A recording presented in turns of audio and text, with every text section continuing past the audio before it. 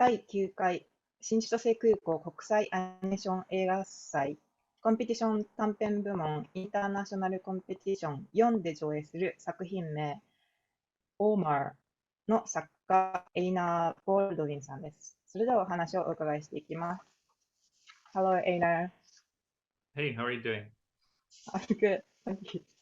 Yeah, it's good. It's good seeing you. Yeah, you too. So, this film, is it pronounced Ormur? Yeah, Ormur, which means Ormur. worm. It means worm in Icelandic. Oh, okay. Or it means worm, or like it's an old word for a dragon, like a legless dragon, but it also means a regular worm. Worm is like the bug. Worm. Yes, it's the bug, but it's also like a dragon. In these old Norse legends, you have these like serpents they're like dragons, but they have no legs. So Okay. that's the same. So that's the same word for those two things. Okay. Yeah, it's a terrifying film. Well, thank you. Yeah, that's good. It was supposed to be. Yeah, it reminded me of Macbeth, but it's not related to that story, is it? No, but that's nice to hear because I like Macbeth. So that and it's similar in the sense that it's about these kind of endless killings, which you have a lot everywhere. But I was particularly thinking of these old European stories, both history and legends, where you have these tales of revenge, and they have like supernatural kind of magic elements too. So Macbeth has that definitely, and then it has this kind of bloodbath, people killing each other with, and you're probably thinking of because it has a knife. Yeah. And yeah, so yeah, no, you're right. It's a good. I hadn't thought of it, but I think it's a good comparison. Okay, cool. So yeah, I think I felt cathartic when I watched this film. You felt what? Sorry. Cathartic. Oh, you felt good. Yeah. Yeah. And as it's so gripping and kind of the ending is perfect. And good. I like the rhythm of the film as well. So when it comes to filmmaking, why a dark story attract you? I think, well, it's largely just what I like. With this one in particular, it was, I did it for TV, and it was supposed to be a very short, simple idea. So that's why it's only 3 minutes.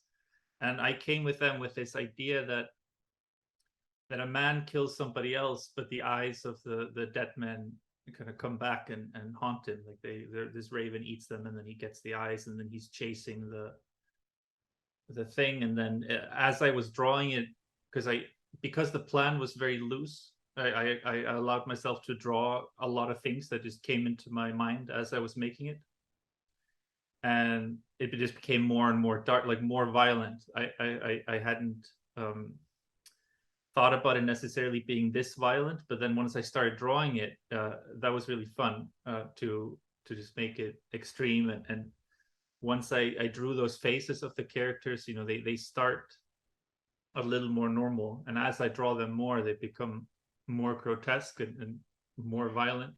So it was supposed to be a horror film, but it also just, as you make it gets worse and worse. Right. Yeah. So the FX networks approached you like the first before you like come up with the idea. Well, I knew they were looking for shorts, and I had heard that they were starting with comedy, and then that they were interested in trying some horror and science fiction. So I talked to them because I had a contact there, and I just pitched them this idea. I made one drawing of this bird with like eyes out of its stomach, and just sent them like a just very simple idea, and they just said, just go for it. And it was pretty fast, and it was very pleasant because they were just on board with the idea, and they didn't really have any changes that they wanted. Maybe like one or two, but it was mostly just maybe, it was very simple stuff. Like they were never telling me not to do something. It was just more like some adjustments to pacing or something. But so it was fun. It was fun, and it was actually very similar or almost exactly the same as just doing a film on my own. That's great. And I thought I would do like a pencil film for the first time, just using pencil, because normally I do ink, and I thought it would be kind of fun and easy. It's not. It's actually much more work because you have to kind of fill out everything with the pencil. But I think I was pretty happy of what it kind of looked like, because it just looks a little different, and it was nice to try it. Yeah, you basically do like use traditional animation style technique, hand-drawn technique. What made you want to keep this animation style? Well, I never really tried not doing it. Well, when I started animation, I was actually doing some After Effects stuff, but ever since I got more serious about it, I've just been doing handmade things. And I recently started working on a tablet for storyboarding and animation for things. And actually, I mean, I like that too, but I found that for like the final look, I actually like it. I like it handmade. I have more fun doing it. There's more kind of accidents, and it's easier to focus on it. But I've started doing more stuff on the computer, but like mostly on the storyboard stage, because that's very helpful, because I always hated storyboarding on paper. It's like there's no point really. So, but yeah, and I don't know. I like touching the paper. I like kind of making a mess and having a stack. It's like you have a stack of the animation, you know, you have to paint it or something. It gives you like a visual mission.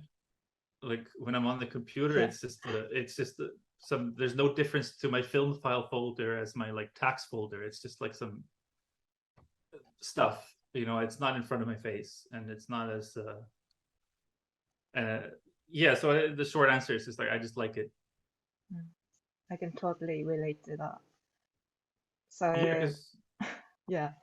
because all your stuff is painted, right?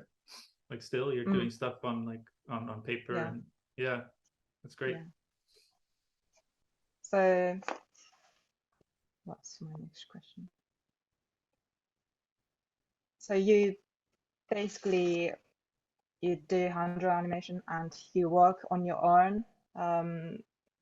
Would you prefer to work in a small team, or like to work with a bigger team?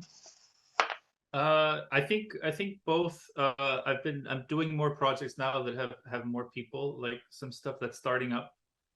And I was recently working on concept art with another painter for pre-production on a film. It's not a film I'm directing, but I was directing the animation.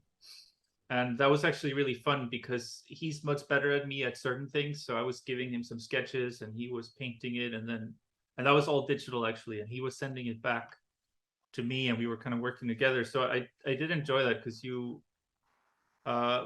when I'm doing stuff completely by myself, it's you don't learn as much, because you're just kind of often end up doing what you know and kind of your own obsessions. But when you work with other people, you learn from them a lot, which is nice. And then there's the other thing that is also, I mean, it's faster, you can do more. So I think I'm moving more to that, working more with other people, like directing a team. But I finished animation for another film for FX that I have to paint now. So that's completely by myself, and that's like that one is 6 minutes. And like I said, I finished the animation, but I have to, and that one I'm gonna paint with gouache. I've never done that. I've done watercolor before, animation, but not gouache. But I think it would be pretty cool to do, because it's like a nice. I've done some paintings in gouache, and it's pretty nice medium. But you don't really use colors, do you? Like, most of your films are black and white. Is there any reason?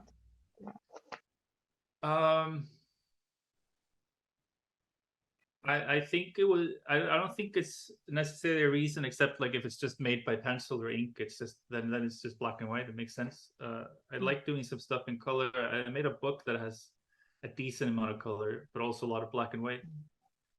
So and these new things I'm doing are with color. The one I'm painting has some color in it.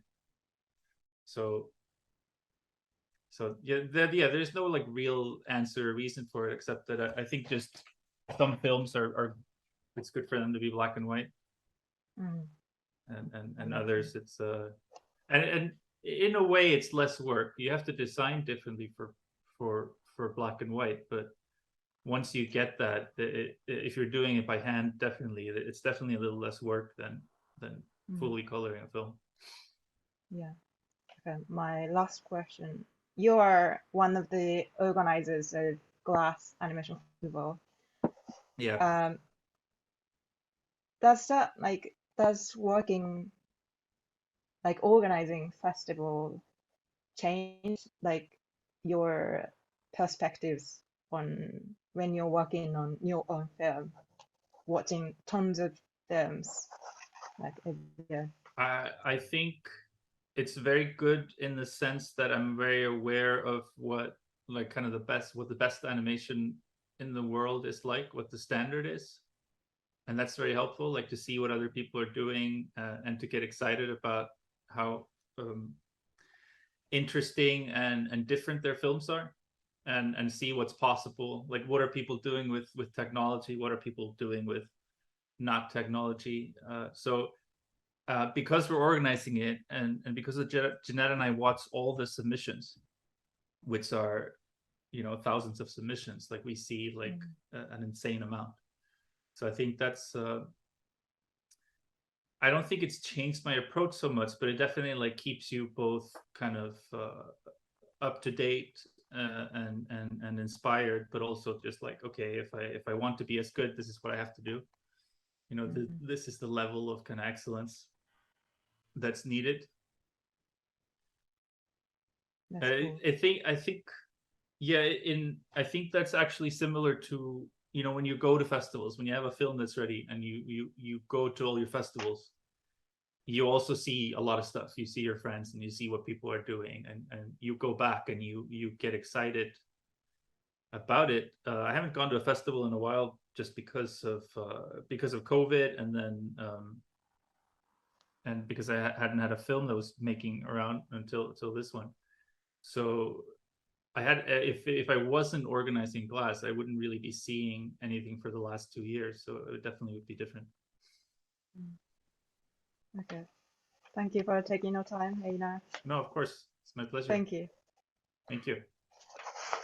ありがとうございました。作品名 Ormur のエイナー・ボルウィンさんにお伺いしました。